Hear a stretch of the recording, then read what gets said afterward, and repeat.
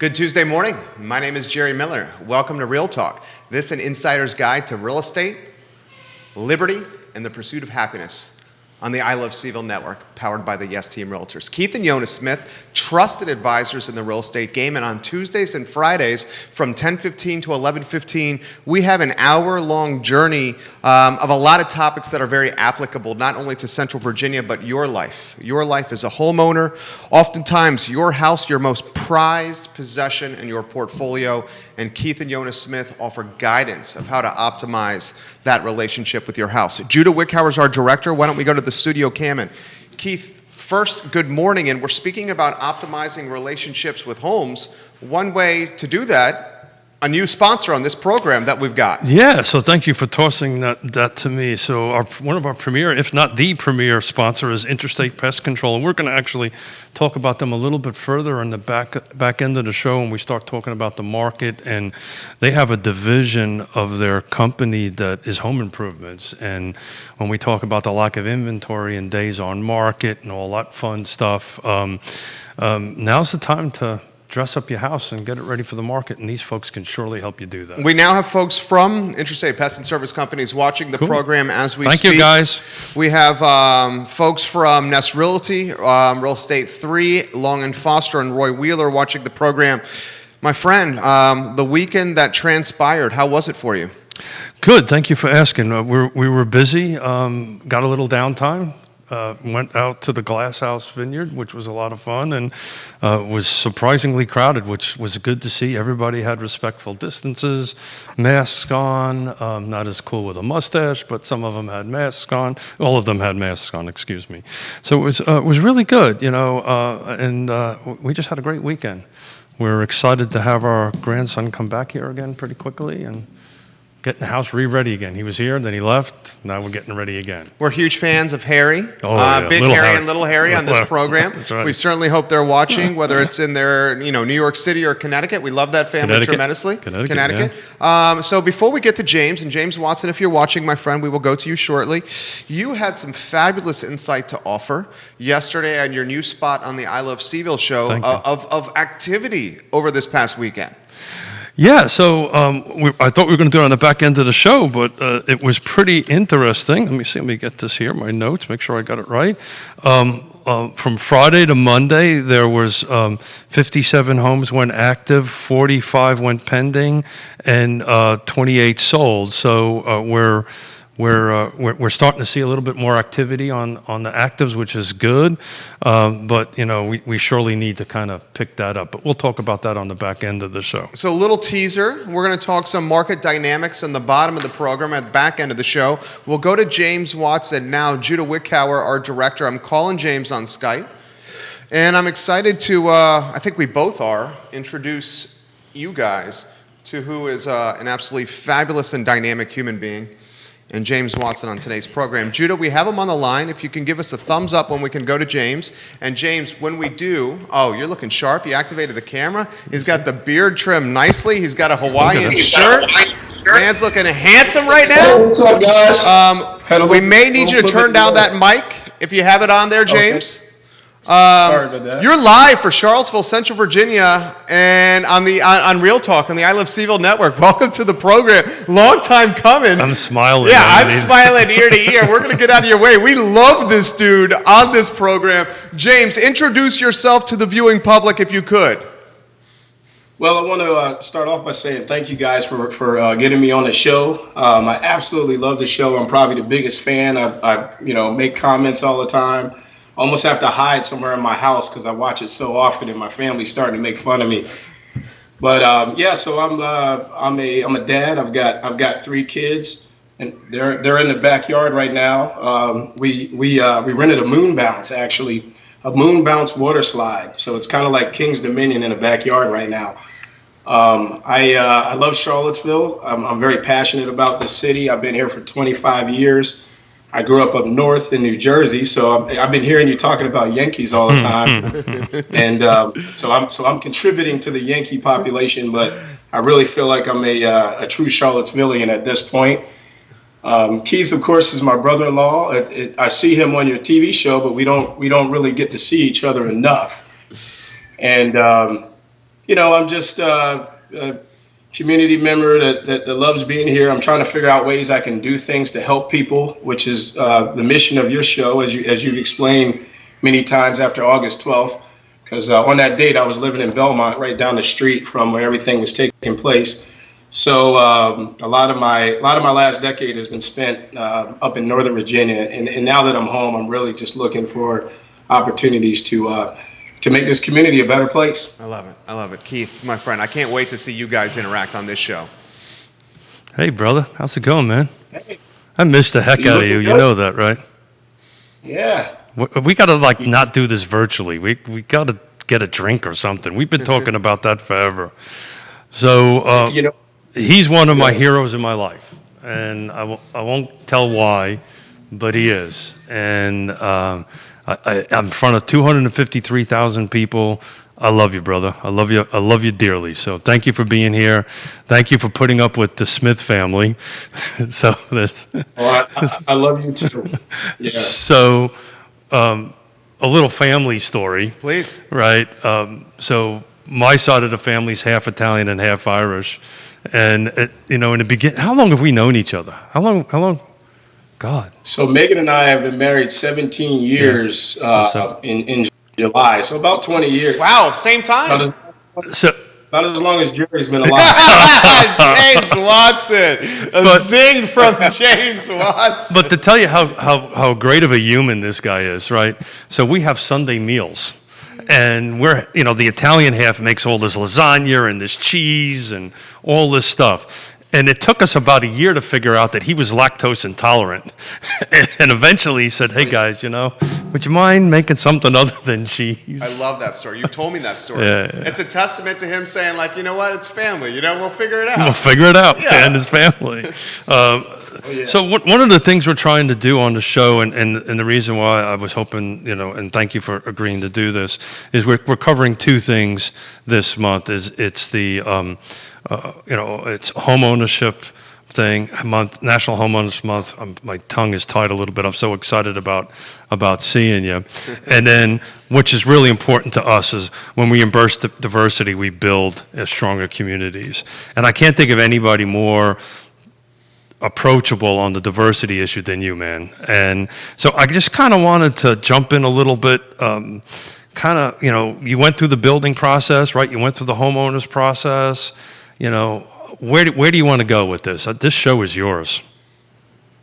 Well, I want to maybe take off on that point you said that as we build diversity, it makes our community stronger, and I truly believe that.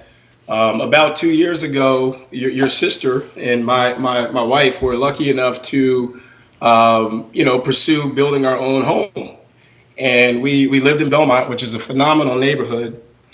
And it's phenomenal because there's so many things within walking distance, and there's a range of people living there. All different types. It's pretty diverse in and of itself.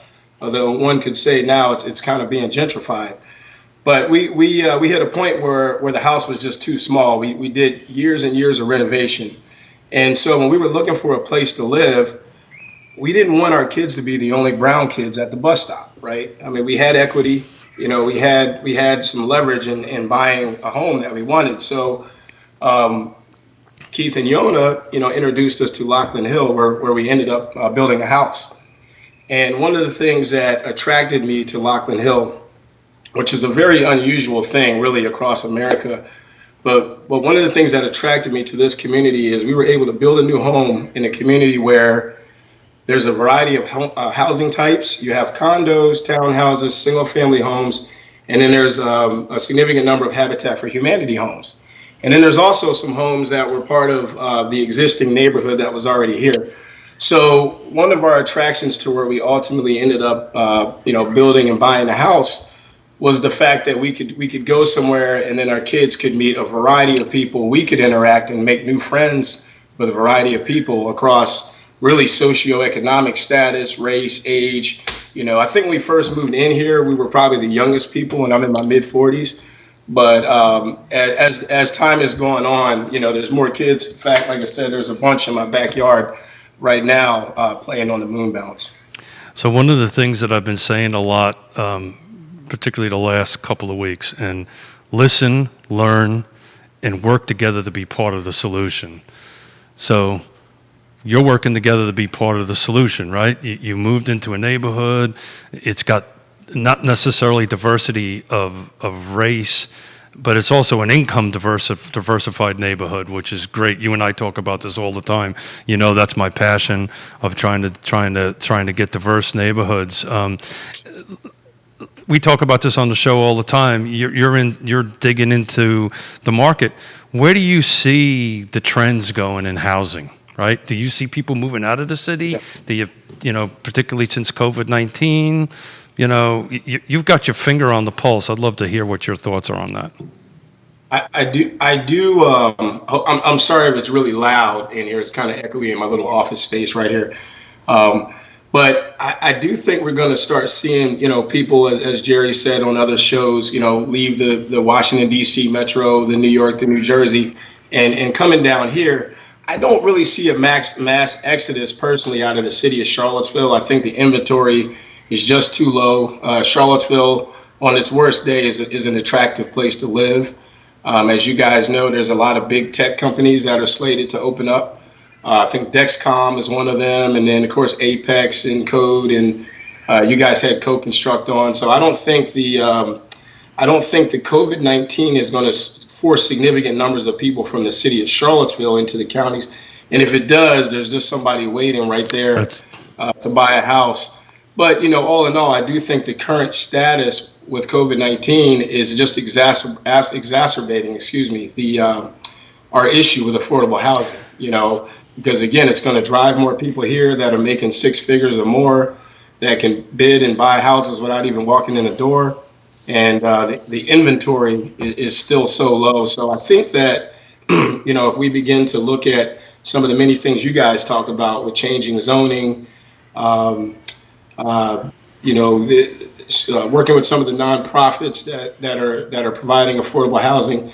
And then I think we got to look into our county. You know, we got 5% of the county is zoned for any type of home development. Everything is zoned for rural use. I can go on and on, so I'll stop. Well, so you and I offline, you know, so when we have a family get together, if you can imagine, this is like 20 people. Oh, I wish I was there. Right, and all different colors and thoughts and all that stuff. And Jerry and I, see, you're on my mind. James and I are in the corner, right, like nerds talking about housing and and all this neat stuff. We try to avoid arguments with some. Oh yeah. We just gotta go over here. Let's go over here. We'll have a beer and talk housing. It's safe. Yeah. But we've been talking about this on this show the last pretty much since COVID-19, and one of my personal concerns is the affordability index is going to go up. And I jotted some numbers down that we were going to talk on the back end of the show, but I'd love to run them past you.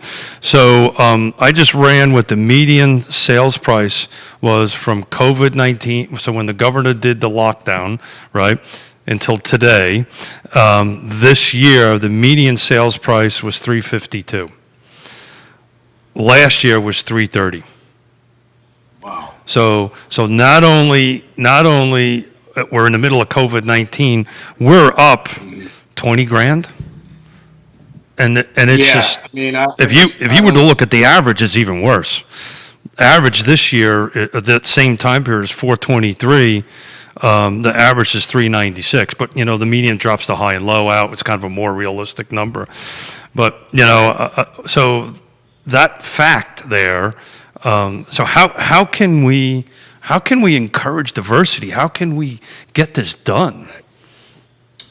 Well, you know, it's obviously there's no single silver bullet that we can complete everything. But I think some of the things that you guys are doing and some of the other organizations in town that are affordable housing advocates, you know, you're going to have to look for low-hanging fruit opportunities, staying ahead of the curve. So, you know, we talk a lot about Fashion Square Mall, and we talk about Albemarle and Seminole Square Shopping Center.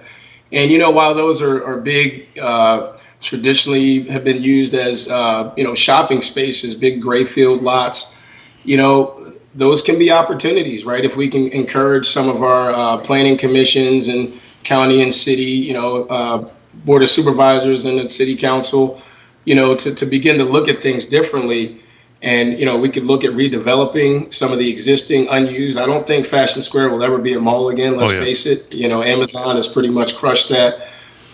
So we have to look at what we already have. Where is their infrastructure, and see if we can encourage some redevelopment in some of those places. But it's a tough. It's tough. It's very, very difficult. But having these conversations is a huge step in the right direction. And again, I think there's some synergy. There's groups like New Hill Development in Charlottesville that have the right mindset in terms of making this happen. But we can't let the momentum die either. Listen, learn, work together. That's what we got to do, man. We got to listen to one another. Exactly. We got to learn from one another. That's the important thing. And then we got to work together to get there. I'm going to pass you over to my cohort here, my partner in crime. He's got some questions for you. James, I've been impressed. Okay. I've been impressed with what you've been doing lately with getting in front of, say, Albemarle County Board of Supervisors. I follow you closely on social media.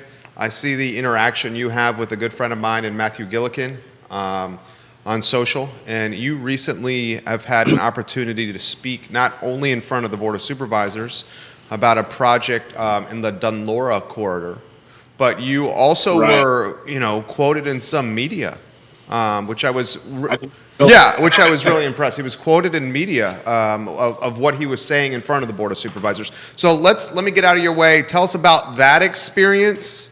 What compelled you to get in front of the Board of Supervisors to speak? It can be, especially for a first time, I've done it before, a first time, it can be a somewhat intimidating experience. Yes. So I want to thank Matthew for everything he does, because he, as we know, most people who watch the show, he goes around town and he takes photos of a lot of things that are, where people are not afforded the same opportunity. He's just highlighting things. He's like his own walking nonprofit, and he kind of alerted me or made me aware of what was potentially happening. So my neighborhood is right near where Parkway Place is supposed to be developed. And so, I have some personal interests. Now, there is a little part of me that wishes they would build a beer run type of place, over at that. Because I came from Belmont and now I'm out here and I got no, places I can run and get a quick beer. But the other thing is, it's important to me that they have affordable housing for our police, our fire, our firemen and women, the folks working at UVA, the nurses. I mean, we saw that UVA is taking a hit, right? Like who would ever think that they would be losing $85 million a month? So when that's happening, you got to think, okay, even people that are doctors that we always considered to be, making really good money. Now, I know this is temporary, but we don't know what the future may bring. So even our doctors, in some cases, and they've got $500,000 in student loans. So let's create some housing such that people don't have to drive 45 minutes, over the mountain to come into this town and make it what it is, right? These people are, these citizens, they're teaching our kids. We need fire and rescue. They're right there, and they don't get paid enough to afford a $500,000 house. I'm getting a little bit hoarse here, man. But so that was one of my that was my argument. And I do understand the concerns about traffic, because Ryle Road, you've been on it. It's not really designed for a lot of traffic, but I do believe that design can overcome a lot of challenges. And if I have to wait in my car for 35 seconds to, get to the supermarket, but a family gets to own a home or rent a home that they couldn't, then it's worth it. Good take right there. Well said. I got so many questions I want to ask you, and this is a three-pronged question. Show is entirely yours. Go as long as you want. George Floyd's murder to you, what it meant to you. I'm a father who's got a 2-year-old that looks up to fathers like you who have more experience than me. How did you have that communication or that conversation with your kids, or did you? And then the third part of the question is a town we love in Charlottesville, Virginia. has had protests that have been impactful, peaceful, but incredibly impactful. Your thoughts on Charlottesville, Virginia, and how it's handled it. So it's 3 parts: the murder for you, how you had the conversation with your children, and your thoughts on Charlottesville, Virginia, and how it's handled it as a community. And this is a sizzle reel undoubtedly waiting to happen. Well, I don't know, man. You're giving me a lot to work with here. I'll start out with Charlottesville. I think Charlottesville has been doing a great job in the response. Everything has been peaceful. I think that, August 12th, we had, I'd say 98% of the people that came here weren't from here. That does not mean that we didn't have people from here or that went to school here that came here and caused a problem. But I think those guys got on the internet and started to recruit people here. And it was very much like a film festival that we would have here. They were really professional in their marketing, and they got a whole bunch of people to come here and really traumatize us, right, and put our city in a bad light. So I think what you've seen the last few days and the last week is the real Charlottesville. And I love the fact that all folks are getting out, black, white, everybody's coming out, different socioeconomic spectrums, kids, and it's all peaceful. George Floyd, when you're a black parent, right, and you're raising kids, you're continually preparing your kids for what may happen in the future. Now, obviously, I'm probably in the upper middle class, and so are you guys. But the difference is, so my kids will get all the opportunities, the best schools, and there's food on the table. We don't have to worry about any of that kind of stuff. But when my child and your child are out playing, and my child leaves a little bit early to go home, if he makes a shortcut across somebody's lawn, even in my own neighborhood, potentially, and somebody feels that he shouldn't be there, and they call the police, I'm never assured that cop is not going to pull out a gun over my child, who looks just like Trayvon Martin. I have no assurance that my child is going to come home safely. And so that's one of my, that's a big ongoing challenge that, here we are in 2020. I was in high school when Rodney King was beat on TV. That was 30 years ago. I think that was 30 years ago. That was 30 years after King had marched. So King was marching almost 60 years ago, and we're still dealing with the same thing. So, you're always, unfortunately, having to arm your kids. My kids don't believe that all police are bad. I don't believe all police are bad. But there's 2%, right? If you take any group of people anywhere, if you take 100 people, there's always going to be 2% of bad apples that are causing a problem. But, it's going to take a lot of work. Race is the most sensitive, difficult, ugly point of American history, right? And I think that there's a whole lot that we haven't unpacked. There's a lot of baggage. Sometimes it feels like things are getting better, right? If Barack Obama was elected. But in reality, I heard somebody say this one day, if I was to go out and work on my car, which I don't do because I don't have any automotive skills, but if I was to go out and change my oil on a 90-degree day, I'd be sweating the whole time. And then when I come in my house and my wife say, hey, let's go downtown and get some food, and I put on nice clothes, I put on a shirt like this, but I don't take a shower. On the outside, I may look beautiful. I might look, oh, this guy's dapper, but I'm still stinking on the inside, right? Because I've been fixing that car all day. I didn't take a shower. And I think there's a lot of that in America. On the outside, at times, everything appears to be going well. I think overall, it is way better than when my parents were coming up in the 60s or 50s and 60s. But we have a lot of issues we've got to work out. And until we work those issues out, I think we're going to keep seeing, unfortunately, these types of events. That man had his knee on the gentleman's neck, on Floyd's neck, for 8 minutes with a camera. Like, hey, I'm not going to get in trouble. It wasn't even like there was a fight going on. Hey, I landed on top of you, and then this is what. No, 8 minutes, and other people stood there. So one of the things, real quick, I don't want to keep going on and on, but I signed up to be part of the Charlottesville Civilian Police Review Board. Losing my voice. And so that's what I'm trying, because people say, well, what are you trying to do? You're on a show, you're talking, yada, yada, yada, you live in a nice house. Well, that's what I'm doing. I'm part of the Charlottesville police. Through doing that, we can work with them to at least locally begin to correct this problem. Man. And that's it. Dude. Told you I loved them. Dude. Please, Judah, let's cut that into a highlight reel and play it on the I Love CVille show today, sir. That was fire. Keith Smith, please jump in here. I mean, there's nothing to add to that other than I love you, man. Yeah, that was amazing. You know I do. Love you guys, man. You guys are sharp, man. You know, there's Denzel, there's Coney Bennett, and there's Steve you guys are, well, I was going to make a comment about nice clothes. I'm not really so sure about that on the shirt. He's looking sharp, but maybe this is not the right time to say that. I'll save that for some and other you can thing. tell your sister, his wife, gave the man a nice trim over there. He's I'm looking dapper, I'm right? looking at it. He's got the beard. He's looking sharp.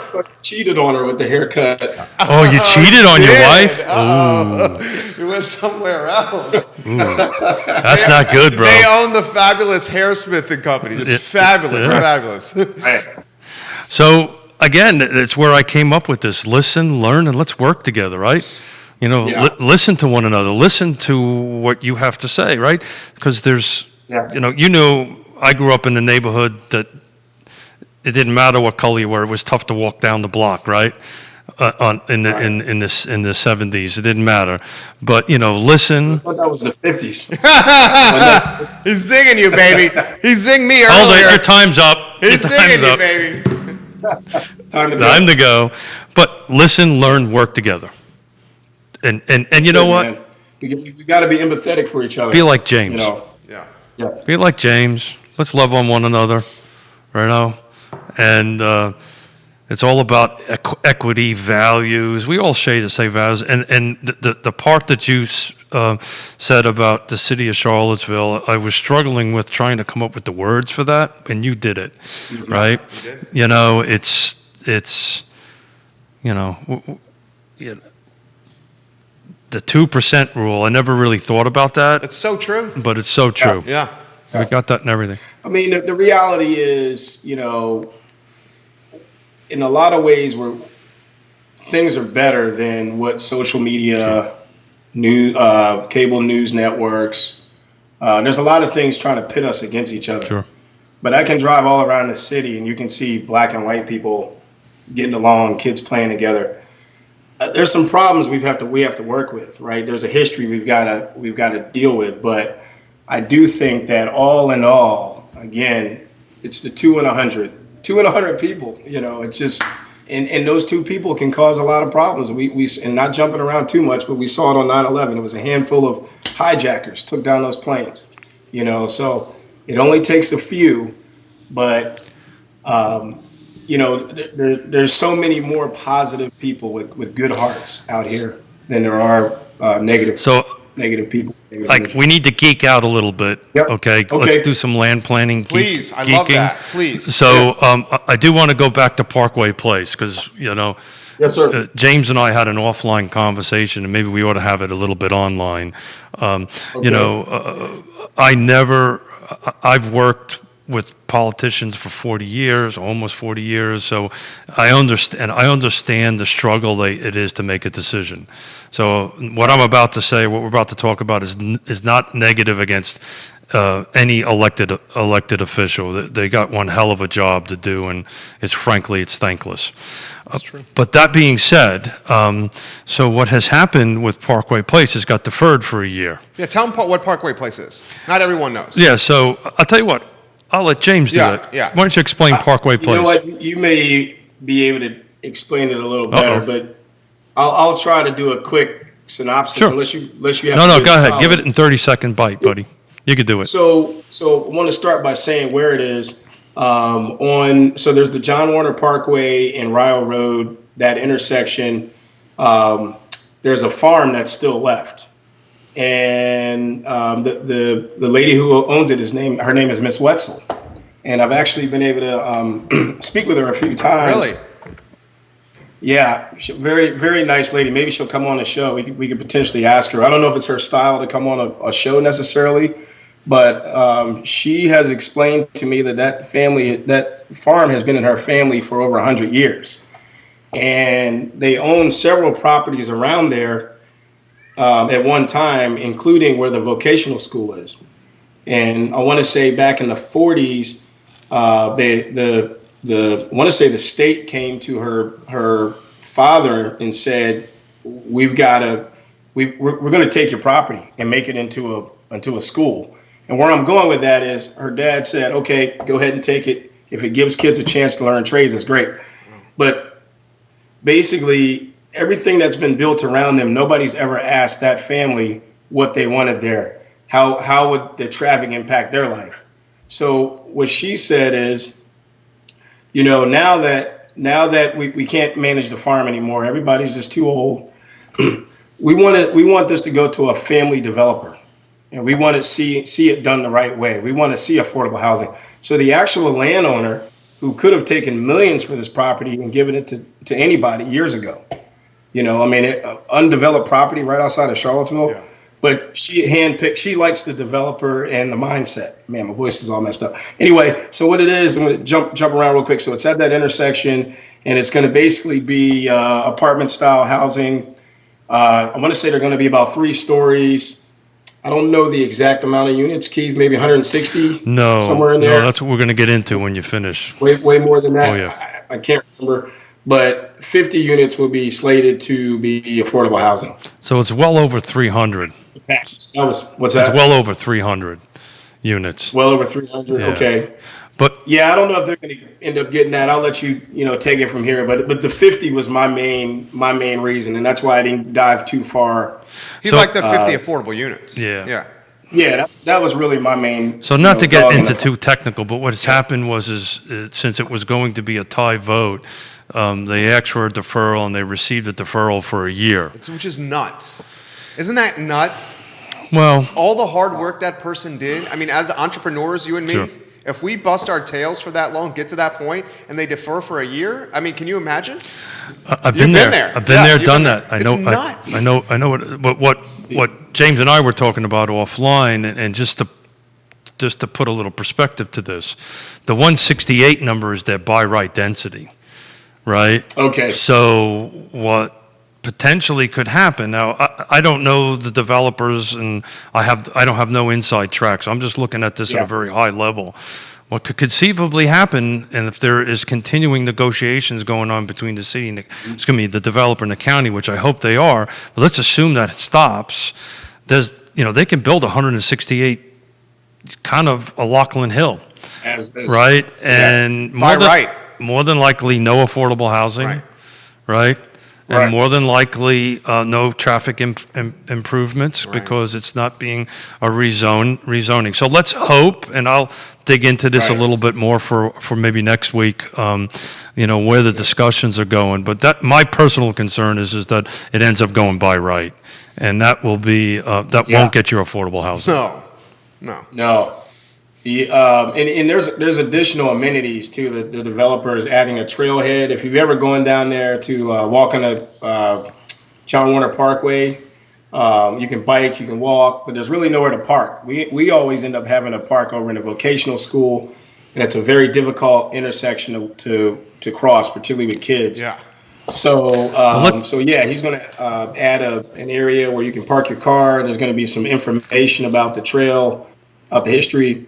So he's also going to add improvements to the road, because right now it's if you guys have been over there, I mean it's a whole lot of traffic basically funnels onto a windy small country road. So there's some improvements that were proffered into that project that go beyond just the affordable housing. I don't have them all in front of me.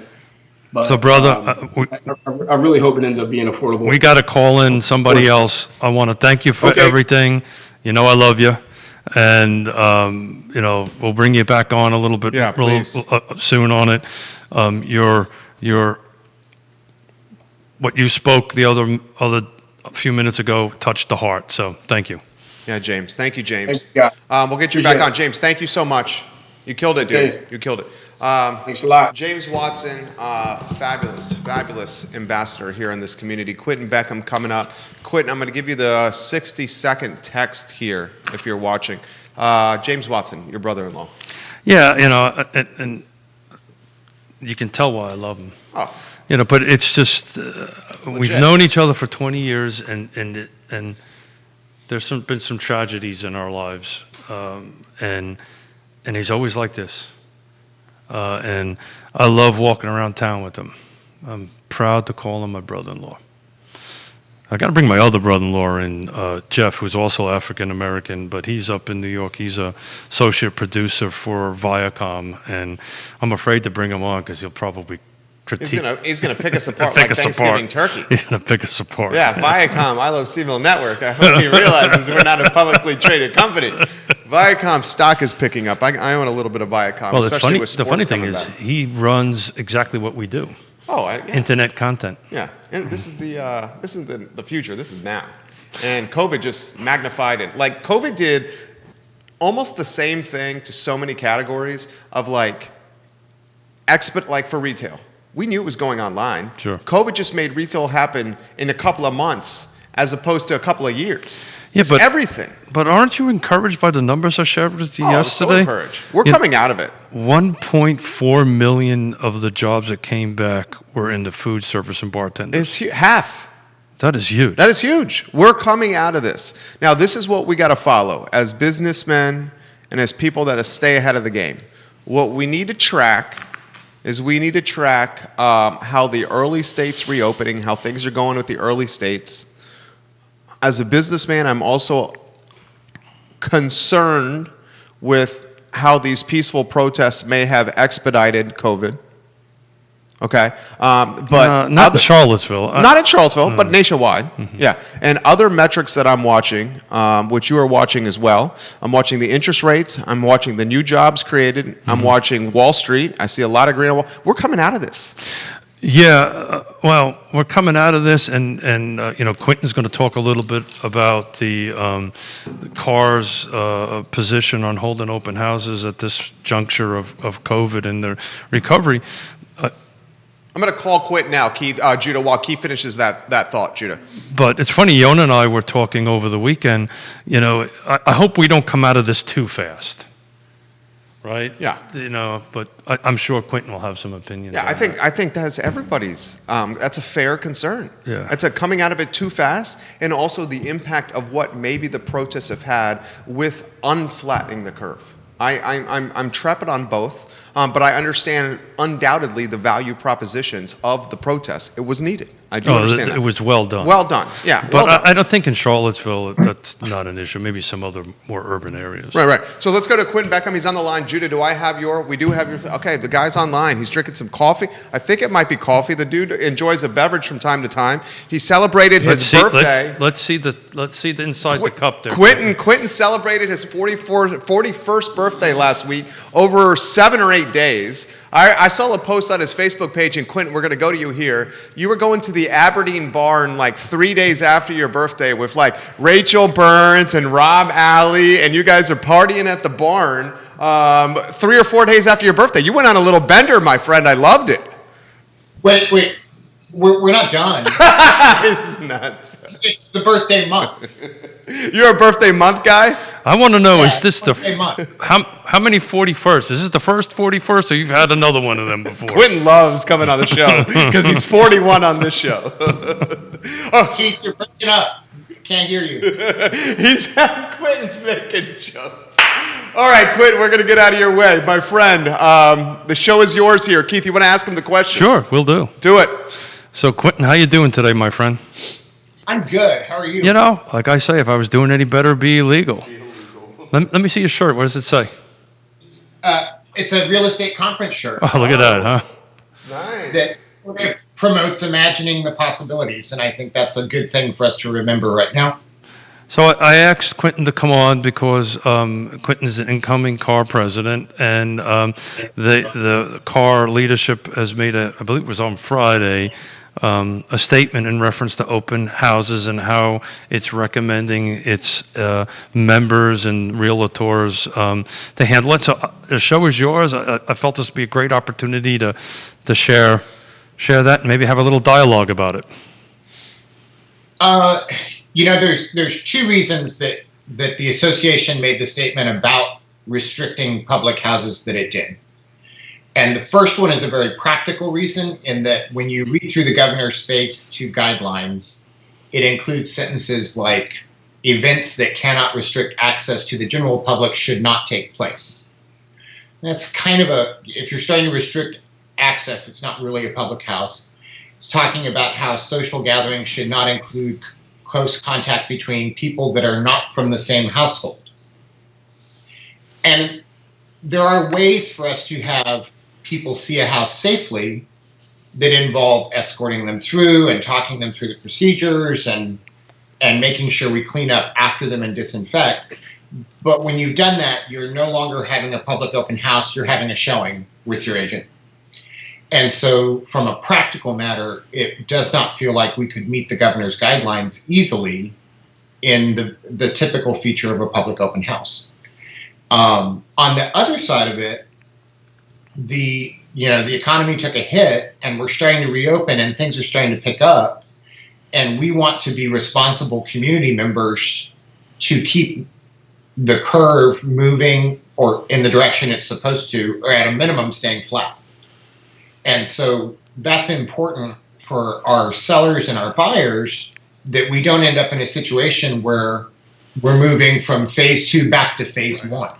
Because that's the one thing none of us want to see. That's the worst case, yeah. And we were just talking about that before you came on. That Yonna and I went to Glass House, which was great. It was a great weekend.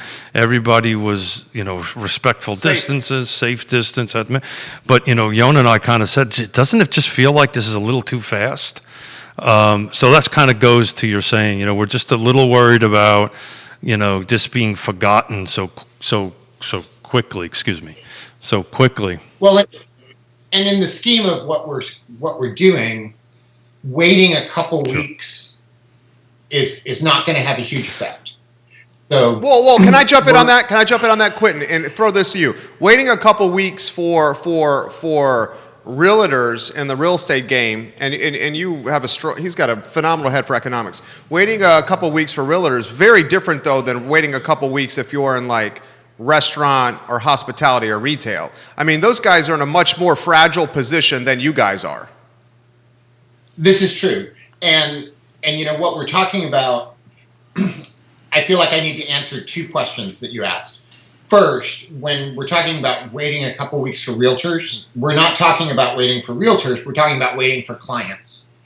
And so when under the umbrella of a public house, if you're trying to sell your house, we can sell your house effectively without a public open house through the use of virtual tours and scheduled showings. And if you're watching our median housing data that's coming out, it's really not affecting sellers.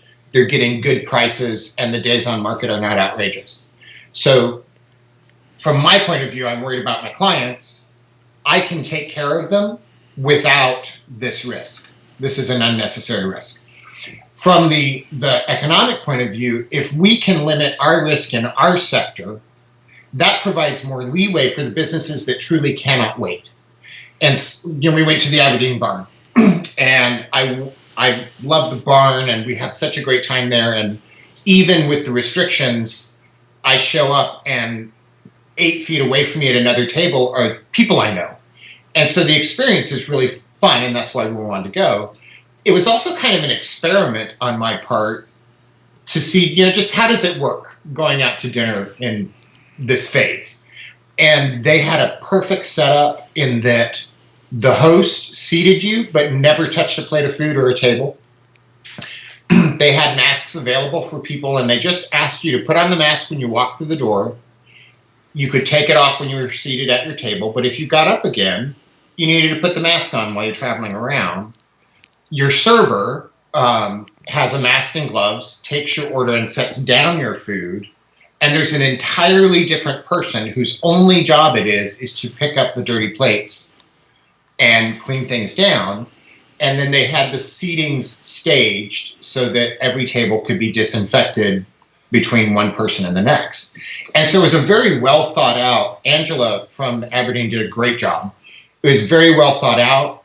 I have read the guidelines so much, I'm starting to see them in print in my sleep. And they met every qualification of the guideline, and every seat they had open was full back. That's a good take right there. That is a good take. Cut that into a highlight reel from Quinton for the Aberdeen Barn, because the Aberdeen Barn, like any restaurant, needs some love. And if we can give them some love, and he just broke down the safety protocols the locally owned business is having. So you hear a guy that is got a critical eye saying this went extremely well. Let's get that out in the community so for people can support the barn.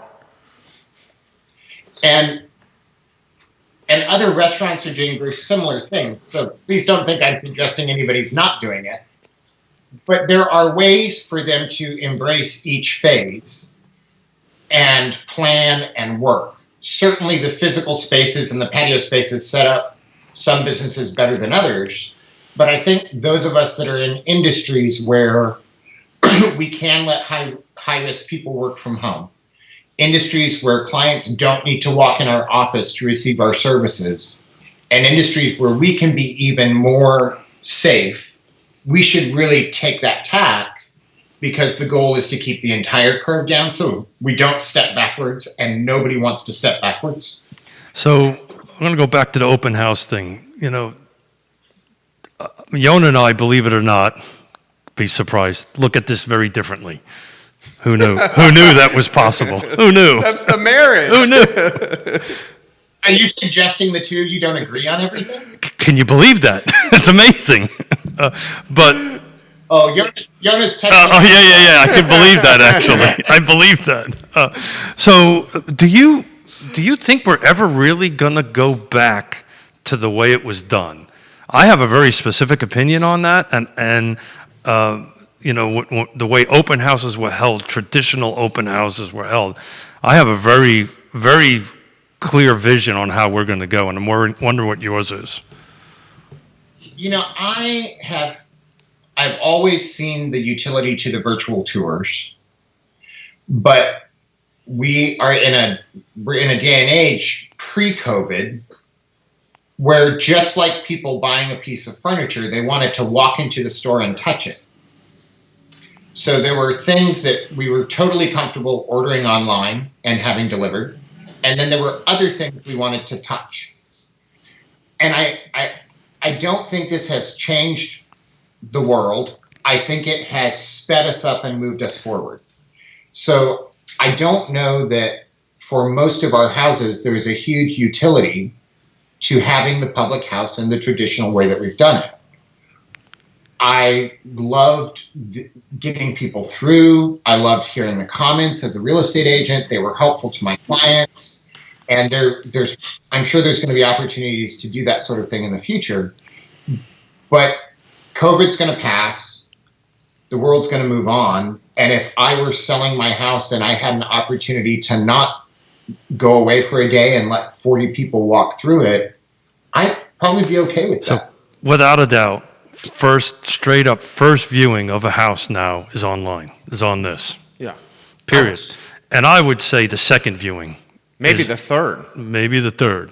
And then we move forward.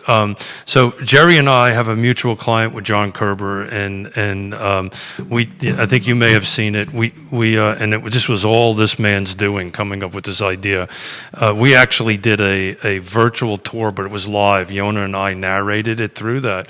And I'll let Jerry jump in, but that's been out how many, 2 weeks? And how many views have you had? It's been astonishing. Over 50,000 unique plays. Now we're doing a strategic boosted post campaign where we're amplifying the campaign with money, and we're running that campaign not only across the I Love CVille Network, but across Dominion Custom Homes, Profit Ridge, and the Yes Team. So when you aggregate, our network is 17 Facebook pages and the third largest Instagram. When you aggregate that with Dominion Custom Homes and Profit Ridge, we have people in a 180-mile radius of Charlottesville.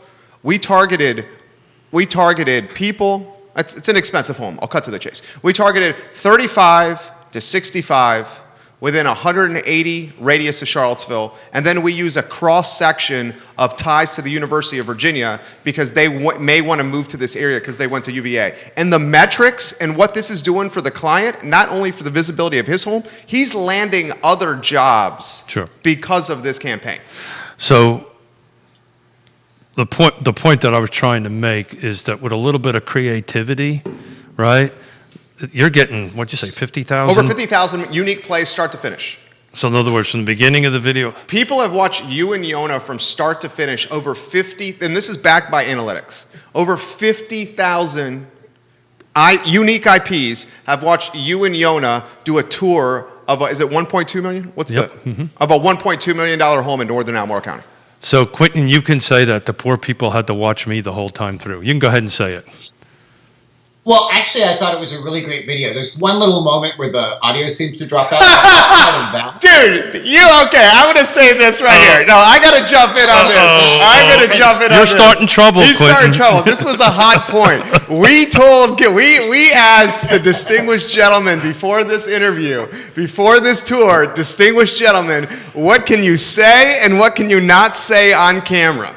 And we did the take. And the distinguished gentleman said Smith over there. The I Love CVille one has Smith in there, not the one on the car, Russ. Quinton Beckham, I love you, man. That was another zing right there. You needed to start trouble. You're only supposed to be here for 2 or 3 minutes, and you're starting trouble. Quinton is good on this segment. Yeah. So to put context to it, Carr has an MLS rule that you can't use the last name. What is the deal with that rule? What is up with that? Can you give me some insight? That seems like minutia, Quinton. that's just a whole nother. Yeah. Let's Okay. not go there. We're All right. going to go in a rabbit hole on that. All right, gotcha. But the point is, just to put context to it, so Yonna said her last name, and Jerry and Judah edited it, so when Yonna speaks, all of a sudden it goes Yonna split second.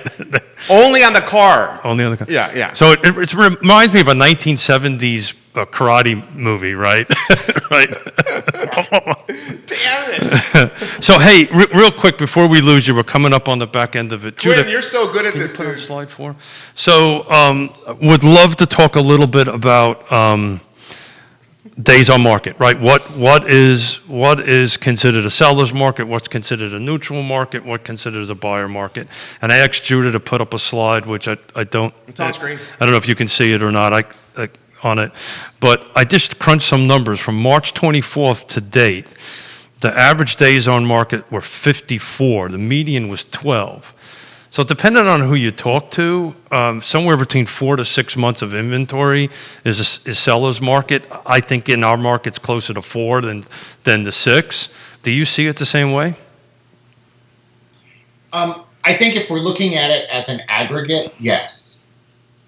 The problem is that real estate doesn't work well as an aggregate because it really is based. This is where we get back to our running sentence of you need somebody working directly with you. As an aggregate, we can talk about where things are moving as a general trend, but that's not necessarily applicable to an individual's house. You know, when you talk about a median versus an average, what you just said, there's a big spread. And so it is generally a seller's market that will not make up for issues with mortgages and issues with house condition and issues with marketing. So you cannot depend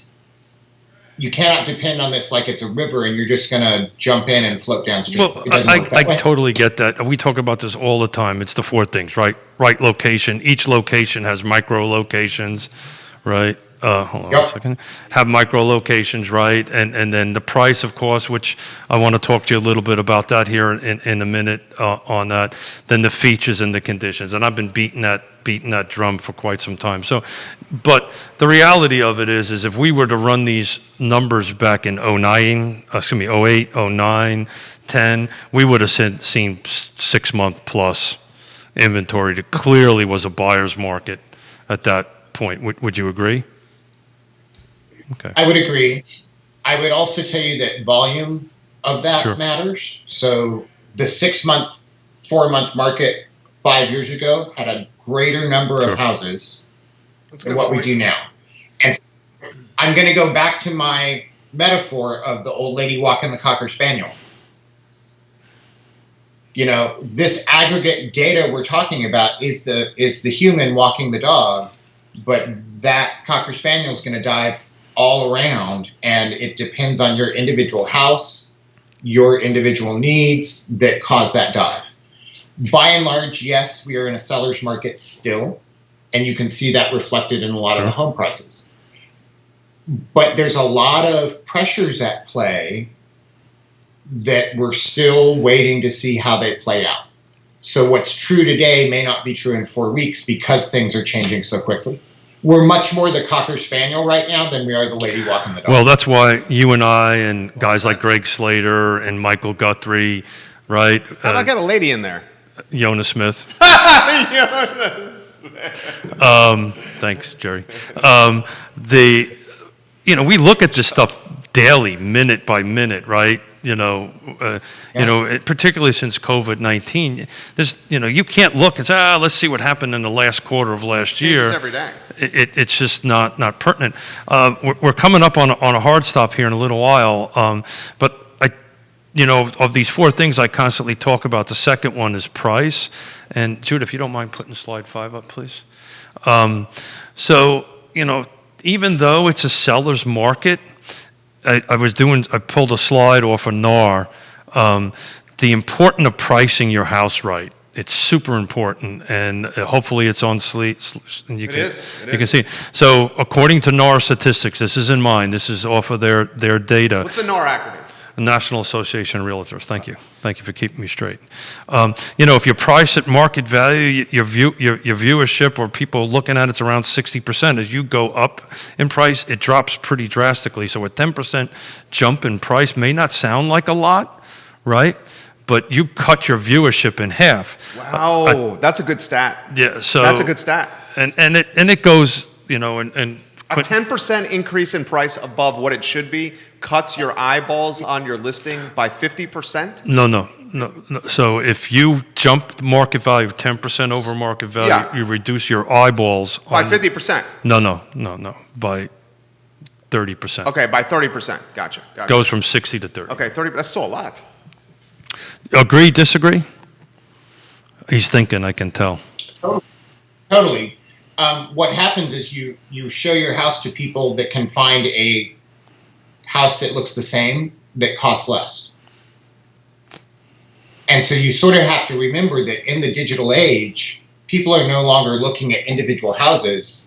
It's like going to Best Buy and looking at the wall of televisions. And they're comparing details, and they're comparing price and the square footage lined right next to each other. And so the house that's 4 miles away is still your competitor. And if you're the identical house, but you're $400 more, it's just like shopping for the television nowadays. You have to do that, and how we show those houses and how we list their features is very important in this game. That was so well said. That was a phenomenal metaphor. Like or as is a metaphor, and he used like, so that's a metaphor. Is that kind of like an adjective? You start if it's like or as, it's a metaphor. You knew that, distinguished gentleman. The distinguished gentleman knew that. So you hit on a topic that I've been working on for a future show, and what I'm working with Jerry is trying to figure out we could do a more virtual roundtable.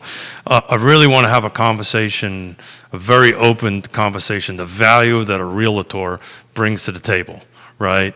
And we can put a bunch of stats out there, but the reality of it is pricing it right to the market, you need an expert. You need a trusted advisor to go ahead and do that. And a realtor, and you, Yonna, and I, there's a ton of real estate agents watching the show, have that ability to do that. So pricing it right is super important. Even if you're in the right location, you got the right features in your right condition. Would you agree? There you go. I do agree. When you go stand in front of that wall of televisions, are you going to ask the stranger that wandered up, or are you going to ask the guy that stares at the televisions all day long? Speaking of wall of televisions, I got to give a shout out to Jerry and Junior's team. I don't know if you can see the whole. Yeah, he can. We got a wall television. Look at this. We got all our sponsors on the side. But we literally did exactly what he just said. Went to Best Buy, compared and contrasted what was good and bad, and made a decision that way. And that's the same way people are purchasing their home. With all the digital dashboards, you basically have like a page that has a profile for listings, and within like 90 seconds, you can see square feet, price, bedrooms, bathrooms. It's so easy now. Can't you airbrush those wrinkles out or something? You look distinguished. You look distinguished. So please support our local sponsors, please. Yeah, please. Quinton, let's get Quinton out of here on this. My friend, you are a wordsmith and quite eloquent and inspiring. We're going to put you on the spot and say any topic you want to cover, anywhere you want to go as we head out of this show with some folks watching here. I'm curious. I'm putting you on the spot here, Quinton. Anywhere you want to go. You are putting me on the spot. I caught the tail end of James, and I am just very, very, very happy that we're having the conversations we're having. And, having marched in different marches for different things, having had my own personal experiences with stuff, I really hope we do more than talk about it. Not that the talking needs to stop. I think that's key. But there has to be a way to move forward. I can remember, Keith's older than me, so it wasn't the 1950s. But I can remember as a kid reading science fiction books, and I thought by now we'd be downloading people into computers and there'd be bases on the moons, and I had all these expectations for what the future would hold. And nowhere in that dreaming did I imagine there would still be a time where we would judge people on the basis of skin color or some of the things that we judge them on. And so I am hopeful that we have learned our lesson. I am hopeful that there's an American conscience that will step forward and make some of these changes happen. And I'm hopeful that we learn how to talk about racism without feeling like you've been called a racist, because that has frequently stopped that conversation. Wow. So Well played. That was good. Yeah, On the spot. And this is kind of what Yonna and I came up with this morning, right? Listen to one another, right? Just listen to one another. Amen. Doesn't matter what color you are, who you love, who you don't love, who you believe in, who you don't believe in, but just listen to one another. Learn from one another. You're going to have a conversation with somebody that doesn't look like you, doesn't believe in the same things with you. If you actually listen to them, you will learn something. And then just figure out a way to work together. It's, maybe I oversimplify things, and Yonna will tell you I do. But it's that simple, guys. Just go out and listen, learn, and just work together and just love on each other. It has been my experience that if you spend time to get to know people, you will find things you relate about. Sure. You will find things about them you love and care about. And it makes all that. One of these days, I'm going to figure out how really old you are, because I got a feeling we're closer than we are further apart. Just saying. But look, we're going to wrap up here in a little while. Thank you for so much. Thank you for adding clarification on the open house and Carr's position on it. We've been asked that question quite a bit, and I wanted to take the opportunity to go ahead and share that out there. Realtors who are watching this, obviously ask your broker for what their suggestions are to move forward. But man, let's go out, listen, learn, and let's go ahead and communicate with each other, try to get better. Thanks, man. Appreciate your time. Thank you, Quinton. Hey, Quinton, I legitimately mean this. You're very, very good at this. You're good. You're great with your words. Thank you for coming on the show. Yeah, you have a good one, Quinton Beckham. I really, really mean that. I mean, he's very, very good. I love this show. I love what we're creating right here. Yeah. How do you feel? I feel great. I got to turn my phone over. I'm getting a bunch of texts. This has been a good show. You had your brother-in-law on here. Yeah, man. I've been wanting to do that for a year and a half. And, when the day after August 2017, I think I said this on the show once or twice before, he and I just grabbed hands and walked up and down the mall. Just showing it what it looks like. That's all. This is what it's got to be. So listen, learn, and just go out and talk to one another. I love it, guys. This program brought to you by the Yes team at Realtors. Michael Guthrie, some comments. There are many people who are still not online and therefore will not see homes virtually. I think there are ways we could do public open houses and still keep folks safe. Set up a time and do it by appointment only, reservations, only allowing one buyer and group in a house at a time. Good suggestion. right there from my Yeah, so that's why I said before. I mean, there's varying opinions on how to do this, and Michael surely is a genius at this game. But I wanted to bring in Quinton from a president or incoming president's perspective of CAR more globally.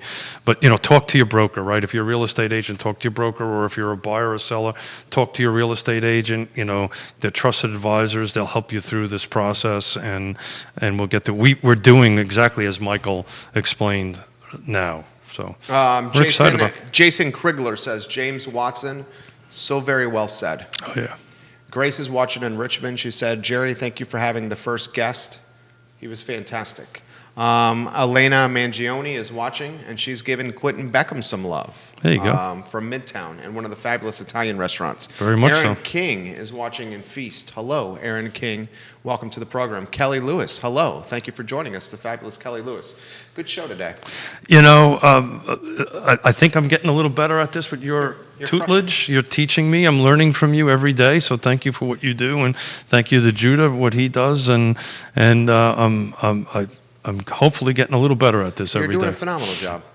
There you Seriously. go. I'm excited about it. I enjoy this little concept that you brainchild and that we're building, and I think people are appreciating it. This show is called Real Talk. It's on the I Love CVille Network. It's powered by the Yes Team Realtors, Keith and Yonna Smith. Powered by Scott Morris, a phenomenal mortgage resource. Powered by Chris Henry and PBM. And Stony Dairy Point Markle. and Dairy Market, powered by Pearl Certification, guys. A phenomenal way to sell your home is to get it Pearl certified. It's an indication of the efficiency of your house. Powered by Roy Wheeler Realty Company. And now, ladies and gentlemen, brought to you by Interstate Pest and Service Companies, a home's best friend since 1969, Interstate Pest and Service Companies. Yeah, so we talked about this a little bit on the intro on the end of it. We'll talk about going out. Quinton and I were just talking about the lack of inventory and the four things we constantly talk about this, right? Location, price, features, and condition. So, their home improvement department, reach out to them and see if you can work on your features, maybe update your kitchen or one of the lovely Mold things. remediation, home inspections. Just all kinds of stuff. Suite of services. Yeah, and actually they gave us a great idea which we're going to do in July. There's some new regulations coming out on septic systems, so we're going to have some primer on that in July, first show in July. I love it, guys. We have a really good time.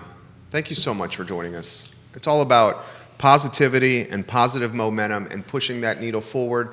And that needle we're trying to push forward, maybe it's social justice, maybe it's racial equality, maybe it's affordable housing, maybe it's championing the small business community, maybe it's just highlighting the nonprofit sector or how Charlottesville's come together in a peaceful and impactful protest. The last couple weekends, the whole concept, positivity. Just be kind to one another. It's not that difficult. He's Keith Smith, the distinguished gentleman. That's Jerry Miller. My name is Jerry Miller, and this is Real Talk on the I Love CVille Network. You guys have a good one. Good job, Keith. Thanks, brother. Your boy James Watson was on fire. I love James Watson. I love him to death. Love James Watson. Yeah? Well, he'll tell us. We're surprised.